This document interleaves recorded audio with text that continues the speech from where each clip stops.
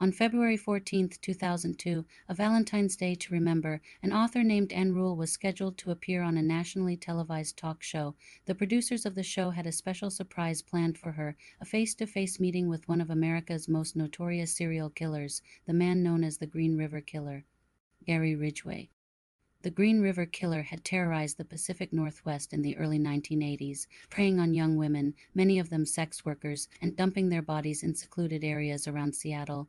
After a lengthy investigation and a trial that captivated the nation, he was convicted and sentenced to 26 life sentences without the possibility of parole. But here was the twist.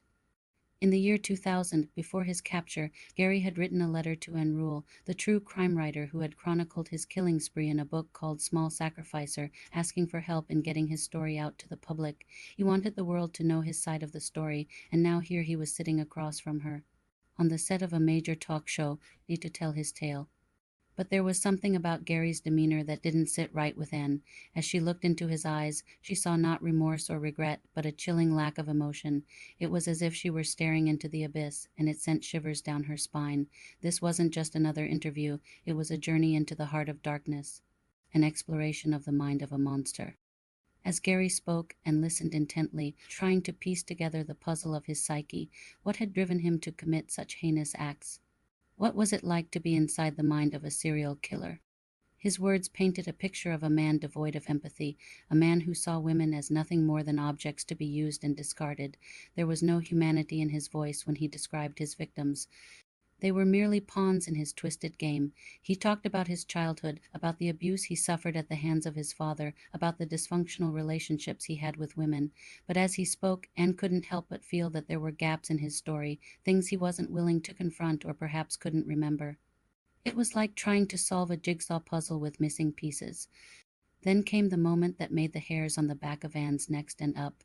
Gary reached into his pocket and pulled out a photograph, a Polaroid picture of a young woman he had killed. He showed it to Anne, a trophy of his violence, a reminder of the life he had taken. In that photograph, Anne saw not just a victim, but a symbol of everything that was wrong with Gary. She thought back to the days when she had interviewed him in prison, when he had seemed charming and articulate, even likable. But now, looking at that photograph, she saw the darkness that lurked beneath the surface, the monster that resided in the depths of his soul.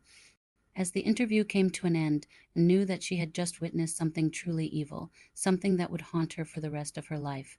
Gary might have been behind bars, but his presence still sent shivers down her spine.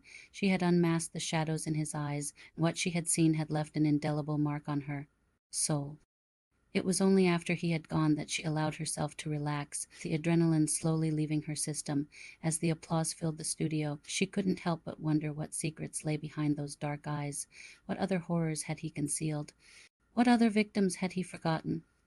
In the quiet of her dressing room, surrounded by the trappings of fame, she knew that she had just stared into the abyss, and the abyss had stared back. The Green River Killer had revealed his secrets, and in doing so had shown her the true meaning of evil.